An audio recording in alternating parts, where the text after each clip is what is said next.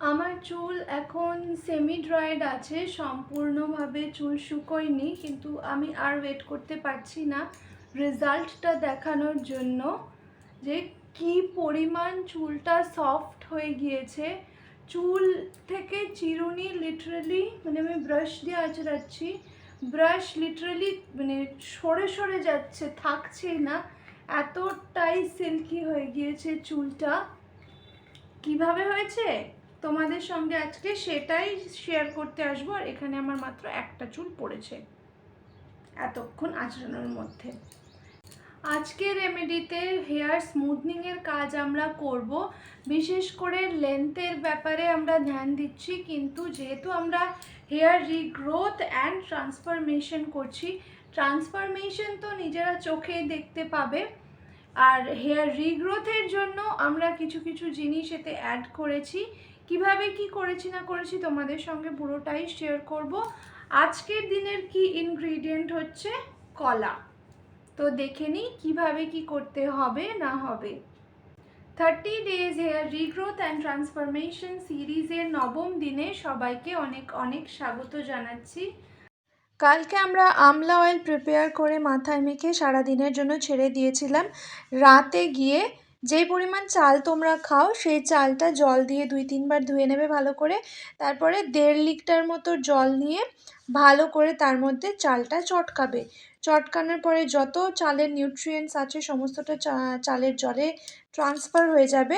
এবারে যে মিল্কি দেখতে একটা ওয়াটার পেয়েছো তোমরা, এই মিল্কি ওয়াটারটাকে সারাদিন রাতের মতো ছেড়ে দেবে ফার্মেন্টেড হওয়ার জন্য। এদিকে পরের দিনে গিয়ে আমাদের সবচেয়ে প্রধান ইনগ্রিডিয়েন্ট লাগবে পাকা কলা। একটু বেশি পাকা হলেও কোনো সমস্যা নেই, নিয়ে নেবে।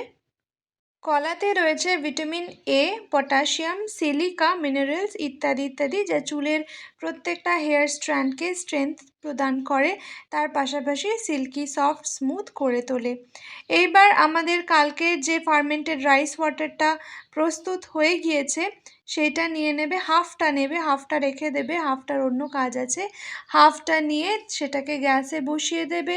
ফুটতে আরম্ভ করলে ওর মধ্যে দিয়ে নেবে 2 চামচ পরিমাণ চা পাতা, 2 চামচ পরিমাণ ফ্ল্যাক্সিড। এবার এটাকে 15 মিনিটের জন্য ছেড়ে দেবে। ফার্মেন্টেড রাইস ওয়াটারের পরিমাণটা একটুখানি বেশি নিও, কারণ আমাদের পুরোপুরি জেল কনসিস্টেন্সি চাই না, একটুখানি তরলই আজকের জন্য লাগবে। এইটা হতে থাকুক, আমরা একটুখানি কাজ এগিয়ে রাখি। ওই যে কলাটা নিয়েছিলাম, একটা কলাই নিয়েছি আমি, কলাটাকে একটুখানি ভালো করে হাতার পিছন দিয়ে আমি করছি, ম্যাশ করে নিয়েছি। তোমরা পুরোপুরি কলাটাকে চটকে নিতে পারো, আমি এরপরে ব্লেন্ডারে দেবো। মোট কথা 15 মিনিট পরে যখন আমাদের ফার্মেন্টেড রাইস ওয়াটার, চা পাতা আর ফ্ল্যাক্সিডের প্রিপারেশনটা রেডি হয়ে যাবে, তখন ওটাকে ছেঁকে নেব। এই যে ফ্ল্যাক্সিড আর চা পাতাটা বেঁচে থাকলো, এটাকে ফেলবে না, এটা আমাদের অন্য কাজে লাগবে। আপাতত জন্য ঠান্ডা করে এটাকে রেফ্রিজারেট করে দাও। এরপরে এই যে আমাদের প্রিপারেশনটা তৈরি হয়েছে, চা পাতাতে রয়েছে অ্যান্টিঅক্সিডেন্ট, যেটা চুলকে অনেকটাই শক্তি প্রদান করে আর চুলের ওভারঅল হেলথটাকেও ভালো রাখতে সাহায্য করে, হেয়ার গ্রোথকেও প্রমোট করে, হেয়ার ফলকে রিডিউস করে। চা পাতার এতটাই গুণাগুণ, মানে ব্ল্যাক টি। এরপরে আমরা নিয়ে নেব একটা ব্লেন্ডারের মধ্যে পাকা কলাটা, আর তার সঙ্গে 3 থেকে 4 চামচ মতো টক দই। এই মিশ্রণটাকে এবার ব্লেন্ড করে নিয়ে চলে আসো। পুরো মিশে গেলে একটা মিহি স্মুথ একটা পেস্ট মতো তৈরি হয়ে যাবে, একটা টেক্সচার তোমরা পাবে।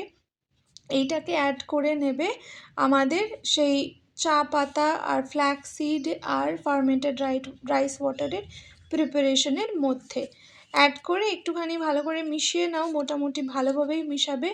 এরপরে আমরা এটাকে ছাঁকবো। কলার মধ্যে প্রচুর পরিমাণে ফাইবার থাকে, যার জন্য চুলে ফাইবারটা আটকে যায়। ছেঁকে নিলে একটুখানি কম আটকাবে, এইটুকুই। শ্যাম্পু দিয়ে হেড ওয়াশ করে আসার পরেও কিছু কিছু কিন্তু রেসিডিউ চুলে আটকে থেকে যাবে, ঘাবড়ানোর কোনো ব্যাপার নেই, ওটা খুবই নর্মাল। যখন শুকিয়ে যাবে পুরোপুরি চুলটা, তারপরে যখন তুমি চুলটা আঁচড়াবে, ব্রাশ করে নেবে, সমস্তটা পড়ে যাবে, কোনো টেনশন নেওয়ার কিছু নেই।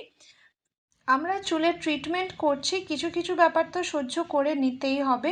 আর সত্যি কথা বলতে চুল ঝেড়ে নেওয়ার পরে বোঝাই যায় না, বাস একটু ব্যালকনি বা উঠোনের মধ্যে গিয়ে চুলটার শুকোনোর ব্যবস্থা করো, আঁচড়িও। প্রথমবারের আঁচড়ানোটা একটু খোলামেলা জায়গায় গিয়ে আঁচড়িও, যাতে মেজে নোংরা না হয়।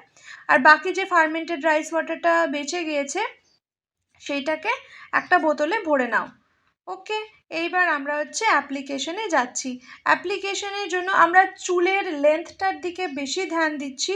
একটা বাটি বা গামলা বড় জায়গা নিয়ে নেবে, তারপরে ধীরে ধীরে চুলের মধ্যে পুরো এই প্রিপারেশনটাকে ঢেলে নেবে, কোনো জায়গা যেন বাদ না থাকে। এক একটা চুলের স্ট্যান্ডকে ভালোভাবে এই হেয়ার মাস্কটার প্রিপারেশনটাকে ভালো করে লাগিয়ে নেবে, কোনো জায়গা যেন ফাঁকা না থাকে।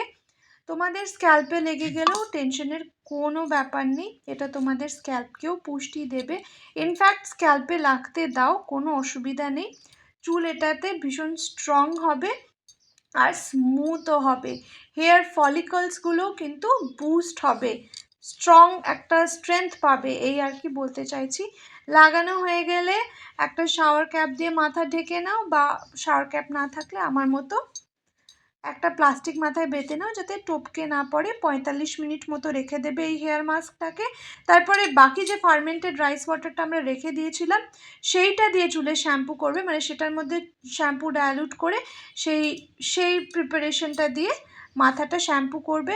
শ্যাম্পু করা হয়ে গেল, পুরো কমপ্লিটলি ধোয়াও হয়ে গিয়েছে।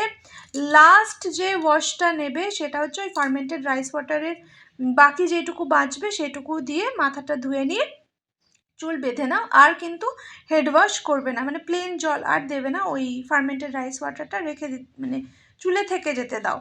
এই হয়ে গেল আজকের মতো। এবার চুলটাকে এনজয় করো, কাল দেখা হচ্ছে।